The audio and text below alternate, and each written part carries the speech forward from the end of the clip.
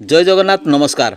आसतु नजर पकेबा आज Mayurbhanj जिलार top news update कौन सब रही किंतु ता पूर्व आपण मानक गोटे अनुरोध भिडियोटी को शेष पर्यंत देखि आपणकर सुचिंतित मतामत दिंतु एवं भिडियोटी को लाइक करूँ। आज प्रथम खबर बेतनडी रेंज बैसिंगा थाना अधीन सैतपुर पंचायतर डेउचपदा गाँव में हाथी आक्रमण में गुरुवार राति 9टार जैनिक साइकेल चालक शोचनीय मृत्यु घटी। मृतक जनक होउछन्ति मरडा थाना जुआलीभंगा पंचायतर गंभारिया ग्रामर सुकुल मारांडीर 40 वर्षीय पुओ बाबुला मारांडी। सूचना मुताबक सबुदिन भली बाबुला गुरुवार राति 9टा पाखापाखि समय साइकेल जोगे घर को फेरुवा समय डेउचपदा गाँव में बणुआ हाथी हाबुड़े पड़ जाते। बाबुला सांगरे थिबा अन्य साइकेल चालक माने कौनसी प्रकार कौशल क्रमे खसबार सक्षम होता बेले अंधार जानी न पारी बाबुला बणुआ हाथी हाबुड़े पड़ जाते। गड़छड़ा विशाल बणुआ दंता हाथीटी बाबुला मुंडे माड़देव घटनास्थल ही शोचनीय मृत्यु घटीला। खबर पाई बेतनटी वन विभाग टीम घटनास्थल में पहुंची बाबुला मृतदेह उद्धार पूर्वक बेतनटी डाक्तखाना को आनी। बेतनटी कार्यरत डाक्तर बाबुला मृत घोषणा करते। बेतनटी रेंजर मनोहर खाँ, वनपाल प्रदीप देहुरी, दीपक पात्र प्रमुख घटनास्थल में पहुंची तदंत आरंभ कर। परवर्ती खबर कुंडाबाई पंचायत कार्यालय ठारे कीटनाशक मशारी बंटन कार्यक्रम अनुष्ठित। उदला विधायक योगदान। गुरुवार दिन प्राय 12 घटिका समय उदला निर्वाचन मंडली अंतर्गत कुंडाबाई ग्राम पंचायत कार्यालय ठारे दीर्घस्थायी कीटनाशक उपचारित मशारी बंटन उत्सव शुभ उद्घाटन कार्यक्रम अनुष्ठित हो जाइछि। एथिरे मुख्य अतिथि भाव उदला विधायक भास्कर मढ़े योगदान करथिबा बेले कुंडाबाई नुआगाँ सीधामचंद्रपुर आदि ग्राम पंचायतर बासिंदा मानक यही कीटनाशक मशारी बंटन कर सूचना मिली।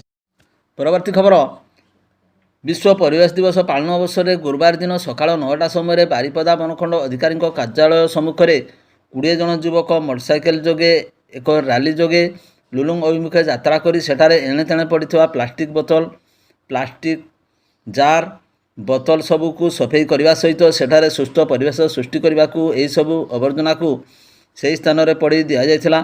एथि सहित सही सफाई कार्यक्रम को शिमिलीपाल पर्यटक आसुवा स्थान को परिष्कार करने और जनसचेतना जागृत करने दृष्टि रखी शिमिलीपाल प्रोटेक्शन ग्रुप बा MBA संस्था अनुकूल यही कार्यक्रम करा नहीं यहाकू बारिपदा विधायक प्रकाश सोरेन सबुजा पताका देखाई शुभारंभ करथिले। यही सफाई कार्यक्रम को नियमित करा समस्ते लुलुंग ठारे शपथ नहीं। परवर्ती खबर जिला आईन सेवा प्राधिकरण और महिला शिशु विकास अधिकारी तथा स्थानीय जनप्रतिनिधि और समाजसेवी सहायतार मंगलवार अपराह्न 3टारे बेतनडी थाना बड़जामणी फांडी अधीन भालियाडिया पंचायतर पचाखाड़ी ग्रामर जैनिक असहाय महासेउंड 8 वर्षर नाबालक को उद्धार कर जिला शिशु मंगल समिति सम्मुख में उत्थापन कर। सूचना मुताबक पचाखाड़ी ग्रामर कार्तिक मुखी और बेंगली मुखींकर 8 वर्षर पुओ अर्जुन एवं 5 वर्षर झील थिबा बेले वर्षक पूर्वर सड़क दुर्घटना बेंगली मुखींकर मृत्यु होता। स्त्री मृत्यु पर संपर्कों घरे पिलामानंकु छाड़ी दे कार्तिक मुखी बाहर राज्य को दादन खटिबा को जाइथिबा बेले सेबेठारु कार्तिकर कौनसी खोज खबर नहीं। पुओ अर्जुन संपर्कीय कका बसंत मुखी घरे रहुथुबा बेले 5 वर्षर झील मामू घरे रही आसुची। बसंत मुखी जड़े दिन मजुरिया होइथिबा बेले निज परिवार चलैया पई कष्टकर होई पड़ुची। से भली परिस्थिति रे अर्जुन मुखी को लालन पालन करी पाठ पढ़ाइबारे बसंत संपूर्ण अक्षम हो पड़ी। अर्जुन बाबद में खबर पाइबा परे सूचना अधिकारी कर्मी तथा अंचलर समाजसेवी महेश्वर महांती, जिला आईन सेवा प्राधिकरण अधिकारी एवं महिला शिशु विकास अधिकारी दृष्टि आकर्षण करथिले। यापर मंगलवार अपराह्न जिला आईन सेवा प्राधिकरण अधिकारी नवघन मारांडी, विश्वरंजन दास एवं सुशांत पढ़ा समेत मरडा ब्लॉक महिला शिशु विकास अधिकारी विजयलक्ष्मी दंडपाट, सुपरभाइजर दायित्व थिबा सुषमा पाणिग्राही, अंगनवाड़ी कर्मी बासंती टुडू, भालियाडिहा सरपंच सौदामिनी सिंह, पूर्वतन समिति सभ्य मोहन सिंह प्रमुखों मिलित सहयोग में नाबालक अर्जुन को उद्धार करा जाई बारिपदास्थ जिला मंगल समिति सम्मुख में उपस्थापन पूर्वक हस्तांतरित करा जायछि। परवर्ती खबर बांगीपोस्टारे सिलाई प्रशिक्षण केन्द्र को बुली देखिले मंत्री श्री नित्यानंद गंड।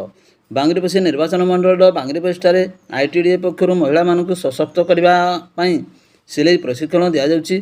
ଏହି ପ୍ରଶିକ୍ଷଣ କେନ୍ଦ୍ରକୁ ଯିବା 2 ଘଟିକା ସମୟରେ ବୁଲି ଦେଖିଲେ ମାନ୍ୟବର ବିଦ୍ୟାଳୟ ଓ ଗଣଶିକ୍ଷା ମନ୍ତ୍ରୀ ଶ୍ରୀ ନିତ୍ୟାନନ୍ଦ ଗଣ୍ଡ। ଆଗାମୀ ଦିନରେ ସରକାରଙ୍କ ପକ୍ଷରୁ ମଧ୍ୟ ମହିଳାଙ୍କୁ କାମଧନ୍ଦା ଏବଂ ସ୍କୁଲ ପିଲାମାନଙ୍କୁ ଦିଆଯାଉଥିବା ପୋଷାକ ନିର୍ମାଣ କଲା ଭଳି ଅନେକ କାର୍ଯ୍ୟ ହାତକୁ ଦିଆଯିବ ବୋଲି ସୂଚନା ଦେଇଛନ୍ତି ମନ୍ତ୍ରୀ। ପରବର୍ତ୍ତୀ ଖବର, ରାଇରଙ୍ଗପୁର ଗ୍ରାମାଞ୍ଚଳ ଥାନା ଅନ୍ତର୍ଗତ ବେଜାତଳା ବ୍ଲକ ଜଡ଼ାପୋଖରୀ ଗାଁ ମୁଣ୍ଡରେ ବୁଧବାର ରାତିରେ ଏକ ବାଇକ୍ OD 11E2761 ଦୁର୍ଘଟଣାଗ୍ରସ୍ତ ହେବା ଫଳରେ ଜଣଙ୍କର ମୃତ୍ୟୁ ହୋଇଥିବା ବେଳେ ଅନ୍ୟ ଜଣେ ଗୁରୁତର ଆହତ ହୋଇଥିବା ଜଣାପଡ଼ିଛି। ଘଟଣାସ୍ଥଳରେ ଉଭୟ ରାତିସାରା ପଡ଼ି ରହିଥିଲେ। ସକାଳେ ପଥଚାରୀମାନେ ଉଭୟଙ୍କୁ 108 ଆମ୍ବୁଲାନ୍ସ ଯୋଗେ ବେଜାତଳା ଡାକ୍ତରଖାନାକୁ ନେଇଥିଲେ। ମୃତକ ଜଣକ ବାଦାମପାହାଡ଼ ଥାନା ଅନ୍ତର୍ଗତ ଖଣ୍ଡାଡେରା ଗ୍ରାମର ସାଗର ପାତ୍ର, ବୟସ 21 ବର୍ଷ ବୋଲି ଜଣାପଡ଼ିଛି। ଗୁରୁତର ଜଣକ ଉକ୍ତ ଗାଁର ଖଗେଶ୍ୱର ପାତ୍ର ବୋଲି ଜଣାଯାଇଛି। ପୁଲିସ ଘଟଣାସ୍ଥଳରେ ପହଞ୍ଚି ତଦନ୍ତ କରିବା ସହ କେସ୍ ନମ୍ବର 81/25 ମୂଳେ ମାମଲା ରୁଜୁ କରିବା ସହ ରାଇରଙ୍ଗପୁର ଡାକ୍ତରଖାନାରେ ଶବ ବ୍ୟବଚ୍ଛେଦ କରି ପରିବାରବର୍ଗଙ୍କୁ ହସ୍ତାନ୍ତରିତ କରାଯାଇଛି। ତେବେ ଦୁର୍ଘଟଣାର କାରଣ ବର୍ତ୍ତମାନ ସୁଦ୍ଧା ଅସ୍ପଷ୍ଟ ରହିଛି। ପରବର୍ତ୍ତୀ ଖବର, ଉଦଳା ଥାନା ଅନ୍ତର୍ଗତ ନୟା ରଙ୍ଗାମାଟିଆ ଗ୍ରାମର ମନୋଜ କୁମାର ବିଶ୍ୱାଳ, ବୟସ 32 ବର୍ଷ ନାମକ ଯୁବକ ବିଦ୍ୟୁତ ଆଘାତରେ ମୃତ୍ୟୁ ଘଟିଥିବା ଜଣାପଡ଼ିଛି। ମନୋଜ ସକାଳ ସମୟରେ ନିଜ ଘରରେ ଏକ ଅଚଳ ଥିବା ସିଲିଂ ଫ୍ୟାନ୍କୁ ସଜାଡ଼ୁଥିବା ସମୟରେ ବିଦ୍ୟୁତ ଆଘାତରେ ଗୁରୁତର ହୋଇପଡ଼ିଥିଲେ। ତାଙ୍କୁ ଡାକ୍ତରଖାନା ଆଣିବା ପରେ କାର୍ଯ୍ୟରତ ଡାକ୍ତର ତାଙ୍କୁ ମୃତ ଘୋଷଣା କରିଥିଲେ। ଉଦଳା ଥାନା ପକ୍ଷରୁ ଏକ ଅପମୃତ୍ୟୁ ମାମଲା 30/25 ରୁଜୁ କରାଯାଇଛି। ଏହି ଘଟଣାକୁ ASI ଜଗନ୍ନାଥ ପଇ ଅନୁସନ୍ଧାନ କରୁଥିବା ଜଣାଯାଇଛି। ପରବର୍ତ୍ତୀ ଖବର, ବାରିପଦା ବନାଞ୍ଚଳ ଅନ୍ତର୍ଗତ ଆହିରି ଜଙ୍ଗଲରେ ଏକ ଦନ୍ତାହାତୀର ଗଳିତ ମୃତଦେହ ବନ ବିଭାଗ ପକ୍ଷରୁ ଠାବ କରାଯାଇଛି। ଏ ସମ୍ପର୍କରେ ବିଭାଗ ପକ୍ଷରୁ ମାମଲା ରୁଜୁ ହେବା ସହିତ ଆଗାମୀ ଶବ ବ୍ୟବଚ୍ଛେଦ ପରେ ହିଁ ମୃତ୍ୟୁର ସଠିକ୍ କାରଣ ଜଣାପଡ଼ିବ ବୋଲି କୁହାଯାଇଛି। ମୃତ ଦନ୍ତାହାତୀର ଆନୁମାନିକ ବୟସ 10ରୁ 12 ବର୍ଷ ହେବ ବୋଲି କୁହାଯାଇଛି। ପ୍ରାୟ 3 ଦିନ ପୂର୍ବରୁ ହାତୀର ମୃତ୍ୟୁ ହୋଇଥିବା ଜଣାଯାଇଛି। ପରବର୍ତ୍ତୀ ଖବର, ଠାକୁରମୁଡ଼ା ବ୍ଲକ ମହୁଲିଆ ଥାନା ଅନ୍ତର୍ଗତ ଠାକୁରମୁଡ଼ା କପ୍ତିପଦା ରାସ୍ତାର ଭେଜିଡ଼ିହା ନିକଟରେ ଜଣେ ଅଚିହ୍ନା ବ୍ୟକ୍ତି 50 ବର୍ଷଙ୍କର ମୃତଦେହକୁ ସନ୍ଧ୍ୟାରେ ପୋଲିସ ଉଦ୍ଧାର କରିଛି। ଉଦ୍ଧାର ହୋଇଥିବା ମୃତଦେହକୁ ଠାକୁରମୁଡ଼ା ସ୍ୱାସ୍ଥ୍ୟକେନ୍ଦ୍ରକୁ ଆଣିବା ପରେ ତାକୁ କରଞ୍ଜିଆରେ ବ୍ୟବଚ୍ଛେଦ କରି ପୁଲିସ ଶବକୁ ଜିଲ୍ଲା ମୁଖ୍ୟ ଚିକିତ୍ସାଳୟରେ ସଂରକ୍ଷିତ କରି ରଖାଯାଇଛି। ମୃତକଙ୍କର ମସ୍ତିଷ୍କ ବିକୃତି ଥିବା ପୋଲିସ ପ୍ରାଥମିକ ତଦନ୍ତରୁ ଜାଣିବାକୁ ପାଇଛି। ସୂଚନା ଅନୁଯାୟୀ କିଛି ଦିନ ହେବ ଏହି ବ୍ୟକ୍ତି ଜଣକ ଆଖପାଖରେ ଘୁରି ବୁଲୁଥିଲେ, କିନ୍ତୁ ତାଙ୍କର ଶବକୁ ଭେଜିଡ଼ିହା ଘାଟି ନିକଟରେ ଲୋକେ ଦେଖି ସ୍ଥାନୀୟ ସରପଞ୍ଚଙ୍କୁ ଖବର ଦେଇଥିଲେ। ଖବର ପାଇ ଚମ୍ପାଝର ସରପଞ୍ଚ ବିକ୍ରମ ପିଙ୍ଗୁଆ ମହୁଲିଆ ଥାନାକୁ ଖବର ଦେଇଥିଲେ। ପୁଲିସ ଏ ସଂକ୍ରାନ୍ତରେ କେସ୍ ନମ୍ବର 5 ଅନୁଯାୟୀ ଏକ ଅପମୃତ୍ୟୁ ମାମଲା ରୁଜୁ କରି ଅଧିକ ତଦନ୍ତ ଜାରି ରଖିଛି। ପରବର୍ତ୍ତୀ ଖବର, ରାଇରଙ୍ଗପୁର ଅଞ୍ଚଳର ଅଣାଡୁବା ଗ୍ରାମର ରାହୁଲ ସେନାପତି ତାଙ୍କର ଅସୁସ୍ଥ ସାନ ଭାଇକୁ ଚିକିତ୍ସା ପାଇଁ ଗତ ମଧ୍ୟରାତ୍ରରେ ସ୍ଥାନୀୟ ପଣ୍ଡିତ ରଘୁନାଥ ମୁର୍ମୁ ମେଡ଼ିକାଲ କଲେଜ ହସ୍ପିଟାଲରେ ଭର୍ତ୍ତି କରିଥିଲେ। ସେ ଡାକ୍ତରଖାନା ବାରଣ୍ଡାରେ ଶୋଇଥିବା ସମୟରେ ତାଙ୍କ ପକେଟରୁ ମୋବାଇଲ ଚୋରି ହୋଇଯାଇଥିବା ଆଜି ଭୋର 5ଟା ସମୟରେ ଜାଣିବାକୁ ପାଇ ଟାଉନ ଥାନାରେ ଅଭିଯୋଗ କରିଛନ୍ତି। ଉଲ୍ଲେଖଯୋଗ୍ୟ ଯେ ବାରିପଦା ମେଡ଼ିକାଲ କଲେଜ ହସ୍ପିଟାଲରେ ବହୁ ରୋଗୀଙ୍କ ମୋବାଇଲ ଫୋନ ସହିତ ଆସବାବପତ୍ର ଚୋରି ହେବା ନିତିଦିନିଆ ଘଟଣାରେ ପରିଣତ ହେଉଛି। ପରବର୍ତ୍ତୀ ଖବର, ରାଇରଙ୍ଗପୁର ବନଖଣ୍ଡ ଅଧୀନସ୍ଥ ବେଜାତଳା ବ୍ଲକ ଜୁଡ଼ିଆ ଗ୍ରାମରେ ରାତି ପ୍ରାୟ 10ଟା ସମୟରେ ହାତୀ ଆକ୍ରମଣରେ ଆହତ ହୋଇଛନ୍ତି। ସୂଚନାଯୋଗ୍ୟ ଯେ ଗାଁର ବାବୁଲା ପାତ୍ର, ବୟସ 25 ବର୍ଷ, ପଡ଼ୋଶୀ ଭାଇ ଘରୁ ନିଜ ଘରକୁ ଚାଲିକି ଆସୁଥିବା ବେଳେ ଗୋଟିଏ ଦନ୍ତା ହାତୀ ସହ ମୁହାଁମୁହିଁ ହୋଇଯାଇଥିଲା। ହାତୀଟି ବାବୁଲାକୁ ଉଠାଇ କଚାଡ଼ି ଦେଇଥିଲା। ତେବେ ତାଙ୍କୁ ରାଇରଙ୍ଗପୁର ଡାକ୍ତରଖାନା ନିଆଯାଇଥିବା ବେଳେ ପ୍ରାଥମିକ ଚିକିତ୍ସା ପରେ ବାରିପଦା ଜିଲ୍ଲା ମୁଖ୍ୟ ଚିକିତ୍ସାଳୟକୁ ସ୍ଥାନାନ୍ତରିତ କରାଯାଇଛି। ତାଙ୍କର ଗୋଡ଼ ହାତ ଭାଙ୍ଗି ଯାଇଥିବାର ଜଣାଯାଇଛି। ତାଙ୍କୁ ବନ ବିଭାଗ ପକ୍ଷରୁ ଅନୁକମ୍ପାମୂଳକ ସହାୟତା ଦାବି କରାଯାଉଛି। ଅନ୍ୟ ଗୋଟିଏ ଦଳରେ 6ଟି ହାତୀ ଥିବାବେଳେ ପାଚିଲା ଆମ୍ବ ପାଇଁ ହାତୀ ଜଙ୍ଗଲରୁ ଗାଁ ମୁହାଁ ହେଉଥିବା ଦେଖାଯାଉଛି। ସୁରକ୍ଷା ଦୃଷ୍ଟିରୁ ବିଭାଗୀୟ ଅଧିକାରୀଙ୍କୁ ପହରାକୁ କଡ଼ାକଡ଼ି କରିବାକୁ ଦାବି ହେଉଛି। ପରବର୍ତ୍ତୀ ଖବର, ସୁଳିଆପଦା ଥାନା ଅଞ୍ଚଳ ଜନୈକା 4 ବର୍ଷିଆ ନାବାଳିକାକୁ ଦୁଷ୍କର୍ମ କରିବା ଅଭିଯୋଗରେ ସମ୍ପର୍କୀୟ କକା ଗିରଫ ହୋଇ ଜେଲ୍ ଯାଇଥିବା ଜଣାପଡ଼ିଛି। ମିଳିଥିବା ସୂଚନା ଅନୁଯାୟୀ ସୁଳିଆପଦା ଥାନା ଅଞ୍ଚଳ ଜନୈକ 24 ବର୍ଷିଆ ଯୁବକ ମଙ୍ଗଳବାର ଦିନ ଗୋଟାଏ ବେଳେ ନିଜ ସମ୍ପର୍କୀୟ 4 ବର୍ଷର ନାବାଳିକା ଝିଆରୀକୁ ମନ୍ଦ ଉଦ୍ଦେଶ୍ୟ ରଖି ସାଙ୍ଗରେ ଗାଧୋଇବାକୁ ନେଇ ଦୁଷ୍କର୍ମ କରିଥିବା ନାବାଳିକାର ମା ଥାନାରେ ଲିଖିତ ଅଭିଯୋଗ କରିଥିଲେ। ତେବେ ଉକ୍ତ ଅଭିଯୋଗ ଆଧାରରେ ପୁଲିସ 98/25ରେ ଭାରତୀୟ ନ୍ୟାୟ ସଂହିତା 65/2 ଏବଂ ପକ୍ସୋ ଆଇନ ଧାରା 6ରେ ଏକ ମାମଲା ରୁଜୁ କରି ତଦନ୍ତ ପୂର୍ବକ ତତ୍କ୍ଷଣାତ୍ କାର୍ଯ୍ୟାନୁଷ୍ଠାନ ଗ୍ରହଣ କରି ଅଭିଯୁକ୍ତକୁ ବୁଧବାର ଗିରଫ କରି କଟଚାଣ କରିଥିବା ଏବଂ ଜାମିନ ନାମଞ୍ଜୁର ହେବାରୁ ତାଙ୍କୁ ବିଚାର ବିଭାଗୀୟ ହାଜତକୁ ପଠାଯାଇଥିବା ସୂଚନା ମିଳୁଛି। ପରବର୍ତ୍ତୀ ଖବର, ମୟୂରଭଞ୍ଜ ଜିଲ୍ଲା ମହୁଲିଆ ଥାନା ଅନ୍ତର୍ଗତ 53 ନମ୍ବର ଜାତୀୟ ରାଜପଥ ଠାକୁରମୁଣ୍ଡା ଆନନ୍ଦପୁର ରାସ୍ତା ଗଡ଼ଭଙ୍ଗା ନିକଟରେ ବୁଧବାର ରାତି 9ଟା ବେଳେ ଏକ ଗାଡ଼ି ଧକ୍କାରେ ଜଣେ ବୃଦ୍ଧଙ୍କ ଘଟଣାସ୍ଥଳରେ ମୃତ୍ୟୁ ଘଟିଛି। ମୃତକ ଜଣକ ହେଲେ ଆନନ୍ଦପୁର ଥାନା ପଇତାପାଣି ଗ୍ରାମର ଦେବରାହ, ବୟସ 70 ବର୍ଷ ବୋଲି ଜଣାପଡ଼ିଛି।